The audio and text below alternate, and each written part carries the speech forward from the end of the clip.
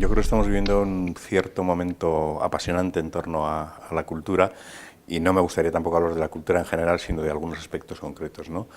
Creo que hay que reconocer que estamos en una situación de crisis. También nos podríamos preguntar cuándo no ha estado la cultura en momentos de crisis, pero yo creo que en estos momentos, y sobre todo en lo que se refiere a lo que tradicionalmente se llama industrias culturales o manifestaciones, digamos, de alguna manera públicas de la cultura, hay un momento muy interesante porque está habiendo tres cambios, digamos, muy importantes a nivel local y a nivel mundial. Uno, yo creo que es la propia crisis económica, que lógicamente incide en los consumos, en cualquiera de los sectores, y fundamentalmente yo creo que está teniendo una mayor incidencia en aquellos sectores que se llaman industriales, como el audiovisual, el cine y la música. Hay un segundo fenómeno que yo creo que es claro, que es todo el tema de la digitalización y desmaterialización de las experiencias culturales y de los productos, que está generando también, digamos, unas nuevas situaciones. Y esto al mismo tiempo está trayendo un tercer efecto muy interesante, que yo creo que es un aumento de la posible expresión pública de la creación de muchos agentes particulares que hasta ahora no tenían la posibilidad, digamos, de públicos. En la parte comercial, en algunos sectores hay claros beneficiarios que yo creo que además son perversos, digamos, en los efectos culturales. Es decir, las grandes plataformas tecnológicas de mediación y de comercialización de contenidos, entiéndase Amazon, digamos, como ejemplo claro, o Google a otro nivel, creo que tienen una parte de beneficio en el negocio que no tengo tan claro que eso tenga después un claro beneficio en el elemento cultural. Y luego creo que va a haber otros ganadores, que es aquella gente que, naciendo en el momento de la crisis, ha cambiado su punto de vista o su mirada, diciendo lo central, digamos, de mi interés no está en el soporte, sino que está en el contenido. Me explico con un ejemplo y pensando, digamos, en una librería pequeña que conozco. En Bilbao hace 10 años, ya en inicios de prácticamente la crisis, nació una pequeña librería que probablemente nunca será grande porque su objetivo nunca es serlo. Ellos nunca se consideraron sustancialmente como libreros, sino como expertos en cultura contemporánea, donde algunos libros son una mediación para ese elemento temático, pero también es una mediación las actividades y las acciones que hacen fuera de la librería relacionados con la consultoría en torno a la cultura contemporánea, con las acciones en la propia ciudad, con cultura contemporánea, etc. Entonces, yo creo que todas aquellas empresas e instituciones que han sido capaces de girar su punto de vista del soporte a el área de conocimiento, el área de actividad cultural sobre la que se quiere trabajar, acabarán ganando. Ha habido dos fenómenos. En el fondo, Amazon es un nuevo agente intermediador que, digamos, no existía habitualmente. Pensando sobre todo quizás en el libro, en este caso en la cadena tradicional, el libro tenía una cadena tradicional como bastante estática y establecida, que es, digamos, autor, editor, distribuidor, librero, usuario, consumidor final. Todo el proceso de digitalización pone en crisis toda la cadena, porque la cadena estaba pensada en función de un soporte físico fundamentalmente, que alguien creaba, alguien distribuía, alguien vendía, alguien leía, ¿no? Entonces, todo eso, de alguna manera, ha desaparecido. El proceso pasa ahora en estos momentos que el creador, si quiere, puede tener contacto directo con el usuario final, sea lector, sea, digamos, persona que le gusta el audiovisual, sea persona que le gusta la música, etcétera, etcétera, etcétera, ¿no? Entonces, por un lado, aquellos creadores que apuestan porque su obra simplemente es puesta en valor en la medida en que es escuchada, leída, etcétera, y no necesariamente buscan en ese proceso una transacción económica, porque es decir, no es necesaria la transacción económica para que exista un hecho cultural, tienen unas facilidades, digamos, mayores. Por otro lado, el hecho, digamos, de necesitar mover grandes masas de producto de alguna manera ha facilitado la entrada, digamos, por el otro lado.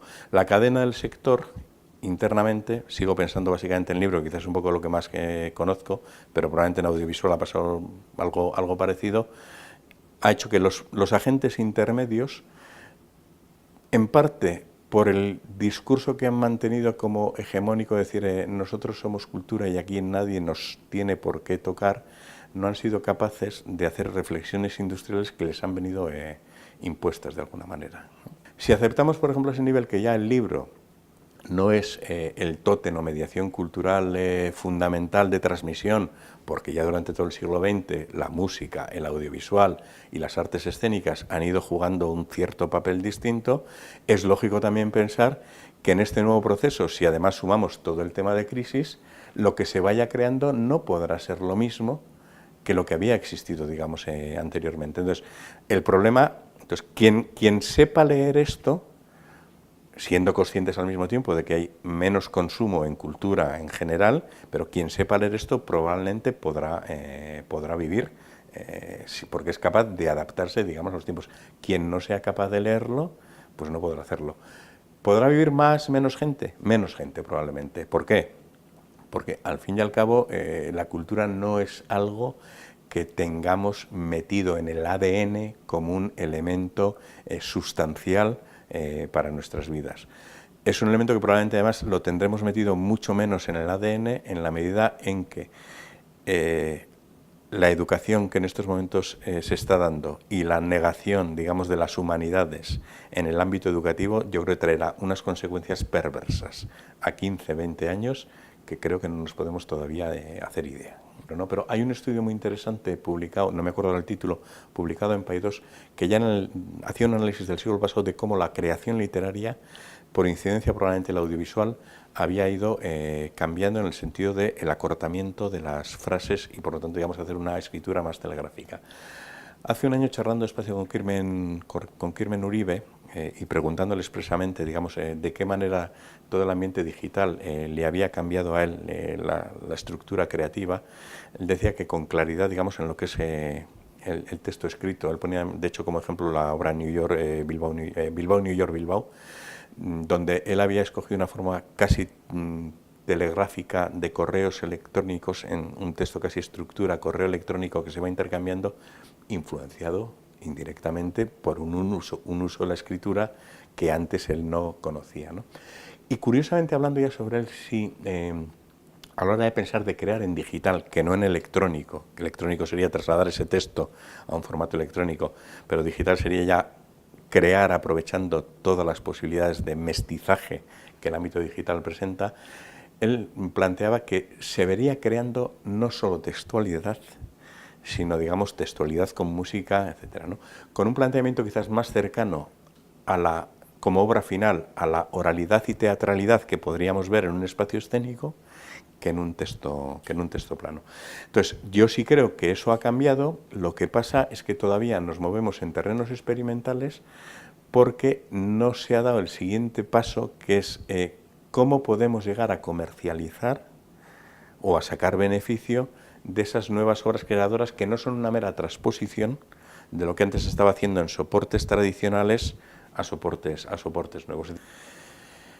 Esa es buena pregunta. Bueno, partiré de un elemento relativamente provocador. Yo creo que no existe industria cultural en España, porque no existen en general empresas de dimensiones suficientes como para jugar, digamos, un cierto papel y un cierto tejido. Acepto que existe un sector, pero no, digamos, ese tejido industrial potente. Sí creo que es un matiz relativamente importante. Dos, el propio sector en general ha tardado mucho en hablar, digamos, en cualquier caso de industria cultural o de sector cultural, sino que siempre ha hablado de subsectores, es decir, ha hablado del sector del libro, del sector del audiovisual, del sector de la prensa, del sector del teatro, etcétera. La digitalización yo sí creo que ha tenido una consecuencia, que es que ha obligado en parte a esos subsectores de la cultura a hablar entre ellos para ver de qué manera pueden llegar a enfrentarse las nuevas realidades. Yo no sé si es necesaria una industria, es decir, yo creo que los sectores creativos no necesariamente tienen por qué crear sectores creativos y culturales grandes empresas tractoras, sino que quizás su gran valor está en una red mucho más tupida y conectada de microempresas y empresas que pueden ser más adaptables precisamente, digamos, a los cambios.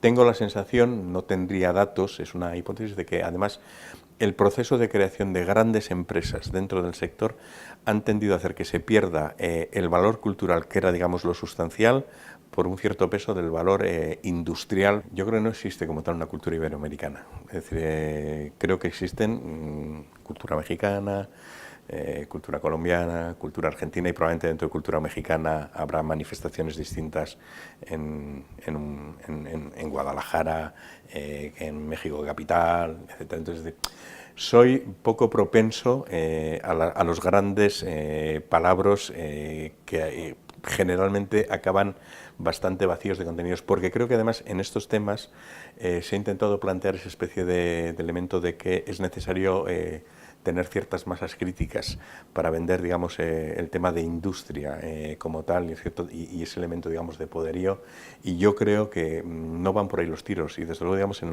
los ámbitos digitales creo que no van a ir por ahí, es decir, va a ser todo bastante más microfragmentado y donde cada usuario va a ir buscando otro tipo de lazos, ¿no? El debate sobre los soportes no es el debate esencial. Me preocupa más el debate sobre los usos culturales, me preocupa más, si se quiere, el debate sobre los lectores. Personalmente yo creo que la pantalla no es un buen camino para el texto. Creo que la pantalla, cada soporte al final llama de alguna manera a un tipo de contenido, es decir, la pantalla yo creo que llama al audiovisual sustancialmente y no al texto. Por lo tanto, lo que sí se ve sustancialmente es que, digamos, baja en parte, o sea, se dice que la gente lee más, etcétera, etcétera, etcétera, bueno, porque es una sociedad más educada, lógicamente, pero cuando la gente se pone delante de la pantalla tiende más a hacer un uso del audiovisual que a hacer un uso de la lectura. Entonces, hay un debate más importante que el tema del libro electrónico, que es el debate de qué mediaciones culturales va a utilizar cada persona para, digamos, ir formando sus imaginarios. Hasta en el siglo XX el libro era un elemento más central, no era ya el único, sino que, digamos, todo el tema del audiovisual fue tomando una importancia importante. En el siglo XXI, si entran las pantallas, yo creo que el audiovisual irá tomando más peso. Por lo tanto, no me preocupa. Me preocupa más qué contenidos se desarrollarán en ese nuevo elemento, en ese elemento audiovisual. Eso casi me preocupa más que se lea o no se lea. Podemos luego incluso analizar si el nivel de reflexión o no que genera el soporte audiovisual es el mismo que el que genera la textualidad y tal, ¿no? Pero el tema del libro electrónico en estos momentos me parece que es... Ayer salió una frase muy interesante sobre ese tema, que es decir, el tema de los soportes solo interesa a la industria, a los lectores no les interesa para nada. Por lo tanto, yo creo que debemos mover el foco de los soportes a los lectores, que son realmente al final quienes van a sustentar de alguna manera al sector del libro. Yo proponía en este sentido ayer que las librerías probablemente deberían dejar de llamarse librerías y deberían pasarse a llamarse lectorerías, como espacio donde los lectores se encuentren a gusto y a veces compren libros, a veces vayan a tomar algo, a veces vayan a asistir a un acto con un autor que igual tiene que ser de pago en estos momentos. Es decir, no me preocupa como elemento sustancial. Creo que el creador, además, básicamente, es quien decide o debe decidir cuál debe ser el tratamiento de su obra. En el caso de que pase, digamos, a unos niveles de comercialización concreta con un editor como mediador, ambos de mutuo acuerdo deberán decidir cuál es el modelo y, por lo tanto, decir, cada uno es libre de decidir cómo quiere. Me preocupa el poco respeto que puede existir, y no voy a hablar de piratería como tal, el poco respeto social que puede existir sobre la valoración, sobre el valor social que debe tener, digamos, la creación como tal. Esto es lo que me preocupa sustancialmente, y sobre esto yo creo que digamos, se educa y se trabaja poco. Bueno, hay gente que lo entiende y hay gente que no lo entiende, porque yo creo que había un discurso muy interesado de una parte de la industria de venir a decir que prácticamente la construcción de un archivo es de gratis, no tiene un costo, y por lo tanto, como no tiene un costo, no tiene por qué tener, digamos, un precio. Precio y valor, de todas maneras, serían dos cosas distintas, es decir, hay muchas cosas, las bibliotecas tienen un gran valor, no tienen precio, por lo menos no tienen precio directo. Quizás haya que educar que el valor de esas bibliotecas las mantenemos socialmente todos con los impuestos que pagamos. Es decir, que tienen un coste, no tienen un precio, pero tienen un coste, ¿no? Entonces, yo creo que, digamos, desde la parte del ámbito de las industrias digitales, no relacionadas con la cultura, ha habido un claro interés en mantener un discurso de la, vamos a decir, de la cultura en general, de lo gratis. No hay unos costos sobre este tema y, por lo tanto, esto no tengo que pagar nada con él. Como hemos tenido una cierta tendencia a plantear que precio y valor deben ser elementos coincidentes, y podemos encontrar cantidad de ejemplos que esto no es así, detrás del no precio y no pago nos estamos cargando generalmente el no valor de estas cosas o de estas manifestaciones, ¿no? Yo creo que están jugando unos papeles comunicacionales, digamos, importantes, digamos, con nuevos modelos. Creo que están jugando unos ciertos papeles en creación también de nuevos tipos de contenidos, pero creo también que están jugando un cierto papel de falsificación de las relaciones sociales, de un falso buenismo social que me parece que no es adecuado. El uso incluso que yo haga de las redes sociales es muy distinto del uso que puede hacer mi hijo y tal, ¿no? Pero sí que creo que ha abierto un ambiente comunicacional distinto y yo creo que en general más superficial. Te pondré 2 o 3 ejemplos, digamos, estos reales. Quienes llevamos, por ejemplo, muchos años con un blog, yo llevo 12 años con un blog, que es mucho tiempo, digamos, en este país, ¿no? El nivel de bajada de comentarios en la medida que han ido apareciendo las redes sociales, o sea, el nivel de interacción ha bajado. Incluso yo soy consciente de que cuando cuelgo un enlace de mi blog o un enlace de otro artículo en mi perfil, hay un porcentaje altísimo de gente que da al me gusta sin ni siquiera haber leído el artículo. Entonces creo que hay un elemento de postureo que a mí me parece, bueno, preocupante de alguna manera. Creo que hay un elemento de cierta superficialidad que me parece preocupante. Que eso puede ser debido también a no saber cómo utilizarlas, al plantear que las redes son un fin en sí mismo, que es casi el único modelo de comunicación, pues igual también, ¿no?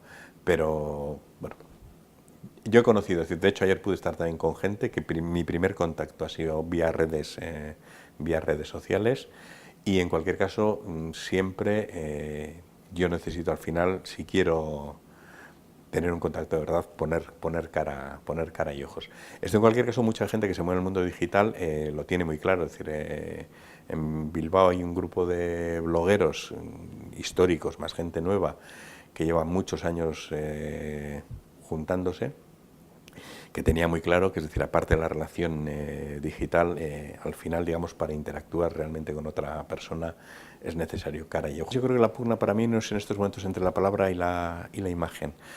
Para mí la pugna es entre los contenidos de calidad y los contenidos que realmente no merecen la pena. Esa pugna me parece más importante. Creo que se han utilizado las mediaciones palabra, o sea, escritas e imagen, para aportar buenos y malos contenidos. Creo que la pantalla llevará a un peso más importante del tema del audiovisual. Eso no es lo que me preocupa sustancialmente, si detrás de eso sigue habiendo buenas historias, buenas expresiones y buenas manifestaciones culturales. Reconoceré que a mí me costará más adaptarme probablemente a esos temas porque soy un hombre pegado a la textualidad, pero bueno, este es mi sino histórico. Entonces, lo que no quiero es que en signos históricos sucesivos haya, digamos, malas historias. No sé qué consecuencias tendrá el que éstas sean leídas fundamentalmente de manera visual o leídas textualmente. Todavía yo sobre esto no sé qué consecuencias.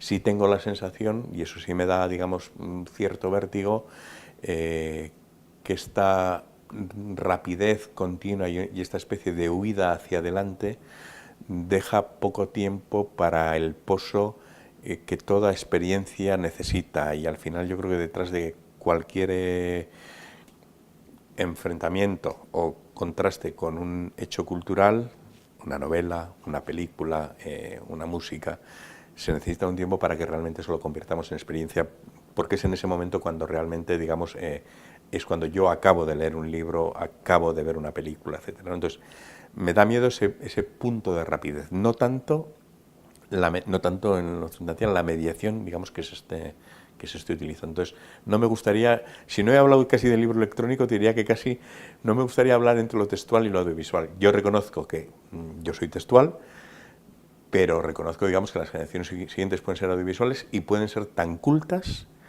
como nosotros. El problema creo que no está en la mediación sustancialmente, sino en el tiempo que nos demos para que eso pose realmente, y ese poso es o personal o charlable con otra gente, que es donde vamos generando y tal, ¿no?